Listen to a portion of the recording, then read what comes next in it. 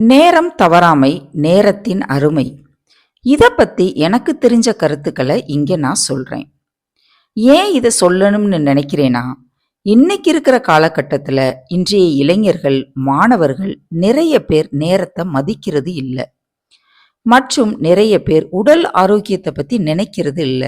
இரவு தூக்கத்துக்கு மதிப்பு கொடுக்கறது இல்ல. சரி, இப்போ நேரத்தின் அருமையை பத்தி சொல்றேன். வாங்க கேட்கலாம். அனைவருக்கும் வணக்கம். நான் உங்கள் அகிலா.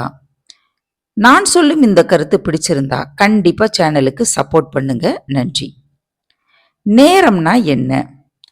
திருவள்ளுவர் சொல்லி இருக்காரு, காலம் கருதி இருப்பர் கலங்காது ஞாலம் கருதுபவர் அப்படின்னு. இதுக்கு அர்த்தம் என்னன்னு தெரியுமா? உலகை வெற்றி கொள்ள கருதுகிறவர்கள் அதற்கு ஏற்ற காலத்தை எதிர்பார்த்து அதுவரையும் மனம் தளராம காத்திருப்பவர்கள் என்பதுதான். போன நேரத்தை யாராலுமே விலை கொடுத்து வாங்க முடியாது. எந்த ஒரு பணம் படைத்தவர்களாலையும் வாங்கவே முடியாது. ஏன்னா நேரம் அப்படிங்கிறது அவ்வளவு பெரியது. உலகத்துல உள்ள எந்த நாட்டுல நாம இருந்தாலும் ஒரு நாள் அப்படிங்கிறது 24 மணி நேரம்தான். ஒரு வருடம் அப்படிங்கிறது 365 நாட்கள் தான். இதுல எந்த மாற்றமும் இல்லை. ஒரு மனிதனோட வெற்றியும் தோல்வியும் எப்படி தீர்மானிக்கப்படுதுன்னா, அவன் வாழ்ந்த காலத்தை எப்படி செலவழித்திருக்கிறான் அப்படிங்கிறத பொறுத்துதான் அமையுது. நேரம் தவறுதல் கூட ஒரு வகையில நேர்மை தவறுவது தான்.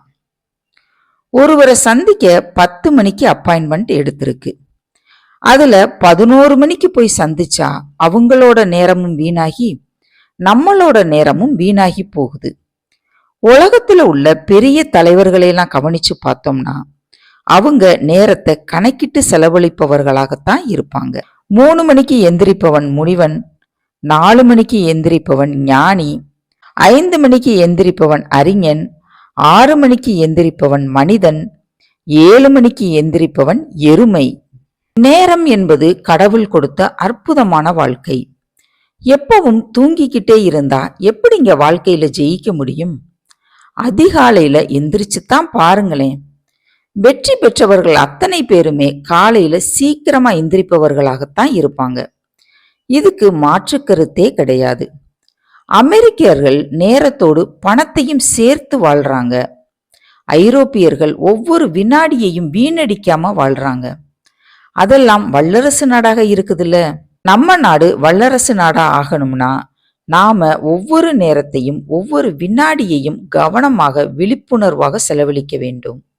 நேரத்தை வீணாக செலவழிக்க கூடாது. இனி ஒரு நல்ல கருத்தோடு அடுத்த வீடியோவில் சந்திப்போம். நன்றி, வணக்கம்.